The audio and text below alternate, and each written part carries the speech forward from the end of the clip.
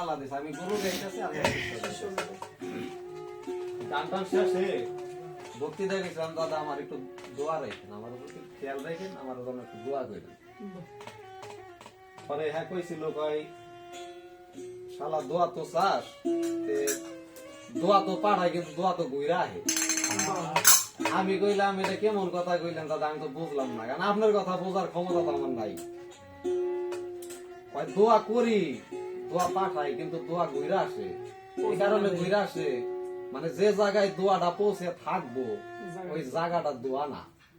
মানে আবর্জনায় ভরা চিন্তা করলাম কথা তো সত্য এখন দোয়া যে চামু তাই ওটা তো চাইতেও ডর করে কেননা যদি আবর্জনা থাকে তাহলে বেচারা দোয়াটা পাঠায় ওটা ব্যর্থ একটা দোয়া নষ্ট করে দিলাম পানা চাও ভালো কিন্তু পানা চাইতে গেলেও কিছু কার্যকরিতা লাগে তাছাড়া যদি ওই আমি যদি এখন ডাক দিয়ে কইতাম যে হে প্রভু আমাকে 20 লক্ষ টাকা দাও দিয়ে দিত ভালো না দেয় না কেন দিব কোন জায়গায় যে জায়গায় দিব জায়গাটা নাই পানা চাও ভালো কারণ পানা চাইতে চাইতে যদি আবার কৃপা হয়ে যায় কারণ সে তো কৃপা সিন্ধু কারণ তার হলো বিশাল সিন্ধু সেই সিন্ধু থেকে যদি বিন্দু পরিমাণ কিছু আমাদের উপর অর্পণ করে তাহলে মানব জনম ধন্য হয়ে যাবে চাইতে গেলেও কিছু কার্যকলাপ আছে এই কার্যকলাপ গুলো আগে তোমার তো করতে হবে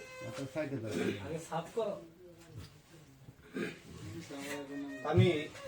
ভাইজির অত্যন্ত গুরুত্বপূর্ণ একটি গান রাখবো এই গানটা অত্যন্ত গুরুত্বপূর্ণ মানে এই গানের বিশ্লেষণ করা আমার পক্ষে সম্ভব না আমি শুধু তারপরও গানটা গাবো আর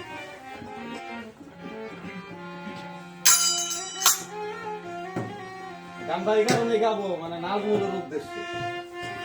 পানা চাইতে গেলেও কিছু কার্যকলাপ তারপরে কি বুঝার বিষয়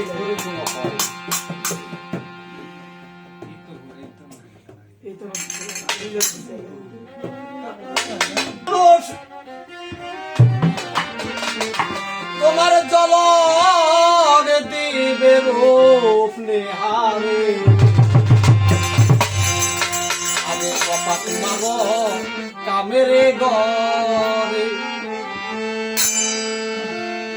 আরে মানুষ জলগ রূপ নেহারে কপাত মারো কামেরে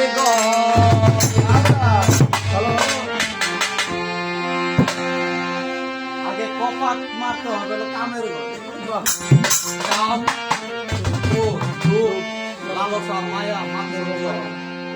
এগুলা থাকা গেলে ওই দুয়ার থাকে না পরিষ্কার করা মূল বিষয় হচ্ছে গেল কাম জগৎ কাম জগতে যার বাধাগ্রস্ত না করা হয়েছে কামকে যে বস্তুত না করতে পারছে